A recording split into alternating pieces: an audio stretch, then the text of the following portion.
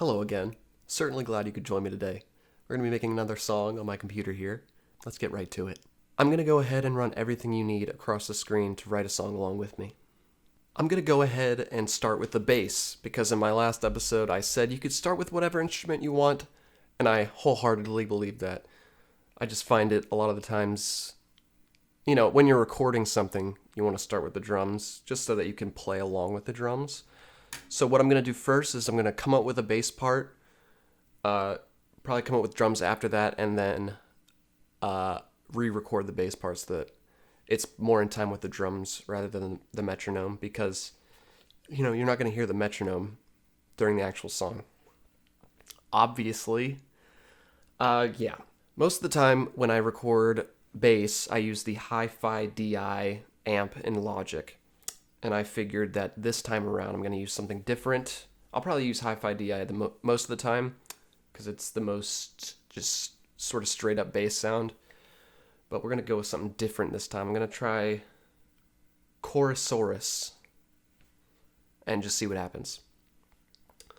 I'm thinking that I either want to go sort of New Order, or it's going to be a walking bass line and not sound like New Order at all.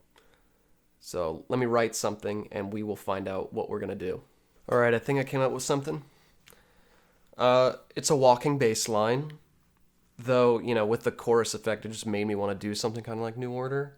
But maybe we could try to work a little bit of that in. We'll see. But yeah, here's the verse bass line that I came up with.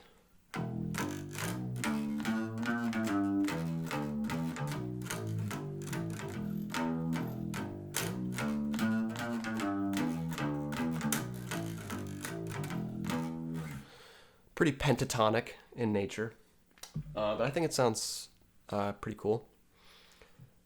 Yeah.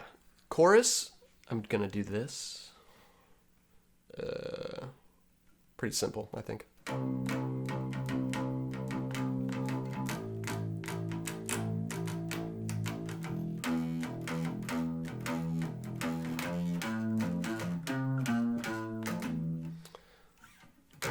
I figured, the chord progression would normally go like.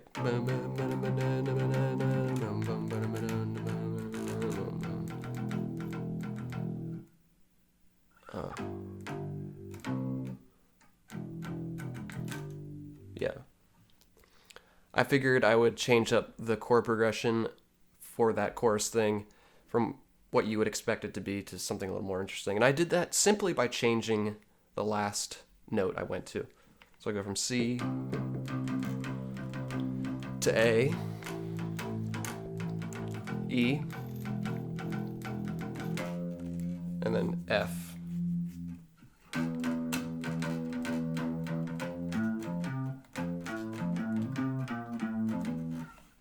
Back to C. Where I feel like it would normally be like C, A, E, G. I don't know. It just sounded a little more interesting because it's a little more dissonant than maybe something most people would do. And dissonance can sometimes add, intrigue or whatever. It makes you seem smarter when you do weird things. So I try to do that a lot. Try to. And that's just a simple way to seem like a better musician, as by doing weird stuff. And that's not even particularly weird. It's just something that you wouldn't immediately go to. Yeah, if you have an idea, maybe try doing the second idea, because chances are the people might do that first idea more. I don't really know, man. But yeah, I'm going to record that. All right, bass is laid down. I'm not going to play that for you right now because I'm going to re-record it anyway. So let's just do the drums now. Drums are probably best to do at least second if you're not going to do it first, when you're recording at least.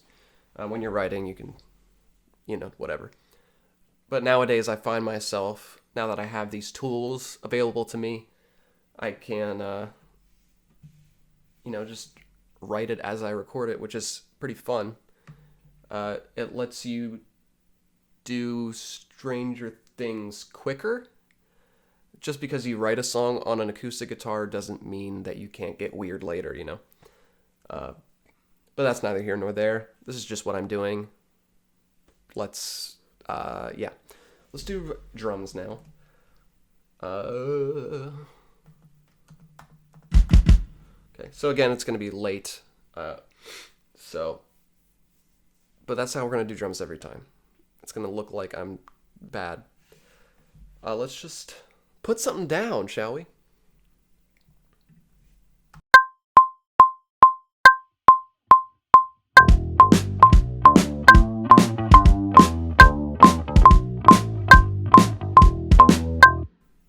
Yeah. And just so you know that I'm using the Addictive Drums plugin by XLN Audio. You can use whatever drum set you want within Logic. This is just what I use, just because I like how it sounds. But the ones in Logic sound good too. So I'm going to just edit this drum part real quick, all right? Alrighty then. I have recorded the bass part over the drum part now, so everything should be good as gravy. It's starting to feel like a Pink Floyd song. It just sounds like Money, kind of, because of the way the bass part is played. It's got a nice swing to it. So I'm thinking this song is going to be, I want the verse to be angry, and then I want the chorus to help us let out all that anger and frustration into pure bliss or whatever. That's just the idea I have right now. So let's play what I got so far.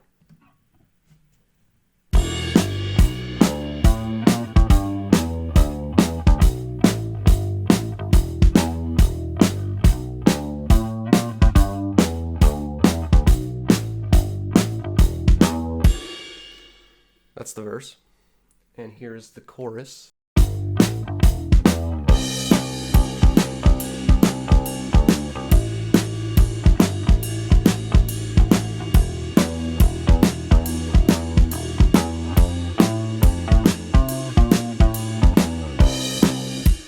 There we go. See, with just a pentatonic bass line and a simple 4-chord chorus, we are already getting somewhere interesting.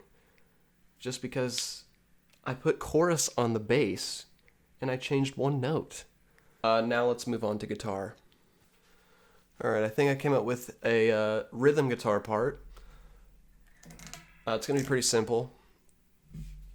You know, I guess my motivation for this episode is that you don't need to be a great musician or know stuff to make a good song. So I get that bass line's a little, it's not super simple. The concept is simple, at least. So, you know. Anyway, the verse is rocking in E the whole time. Since it's just a pentatonic thing, it's not really doing a chord change. So, for the verse, I'm just going to be doing, letting that ring out. And I'm just going to do that every time the beat turns around or whatever. The next bar of it or something. You know what I'm talking about. And yeah, that's the whole verse. It's just me going like this. Creating some atmosphere. And then during the chorus, I'm just going to play the chords, which are this.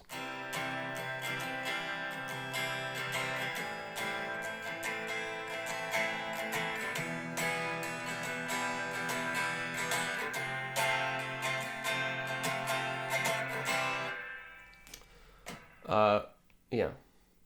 So the verse is sparse and angry, and the chorus is going to be lush and emotional, maybe a little more positive. There's a lot of minor chords, so it may not seem that way, but that's the aim anyway.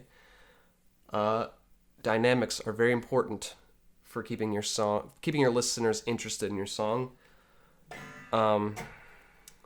Especially if you want to go for if you're trying to make your opus per se, which we are not trying to do here. We're not trying to create an opus. Not every song can be Imagine, as they say. Nor should it. Most songs shouldn't. I think music's supposed to be fun, and I don't know, that song's kind of heavy. that's beside the point. Yeah, making your song dynamic in terms of loudness just makes it more interesting because it's like a story is being told. Yeah, I'm gonna record this guitar part now. All right, got that guitar track down. Let's listen to it.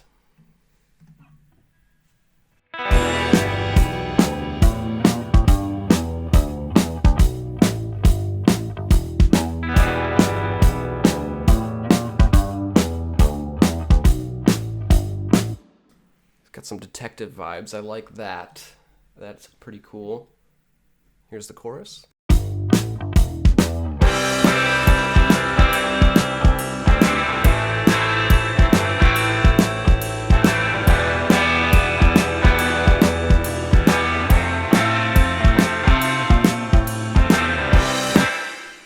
There we go.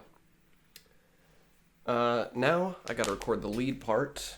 All I know that I want to do so far is during the intro, I want the guitar to follow the bass. I want the other guitar to follow the bass.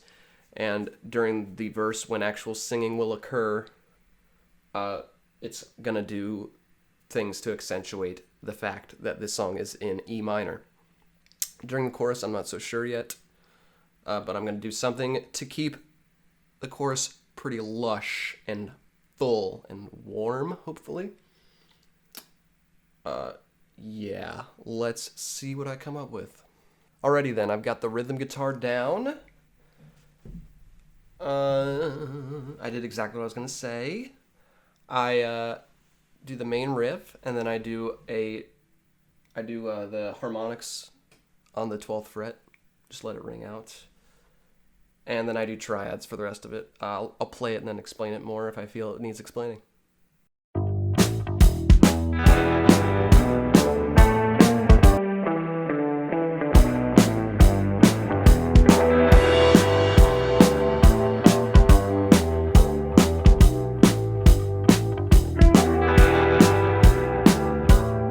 Yeah.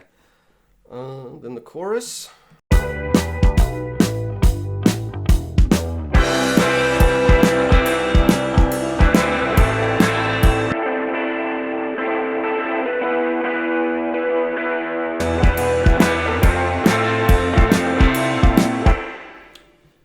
If you want to do lead guitar while trying to fill out the chord more, use triads because they are small enough for your hands to make you feel like you're still playing lead guitar, but they also help with the rhythm and just keep everything glued together, if you will. Yeah. I think that's all the music we're going to need. Time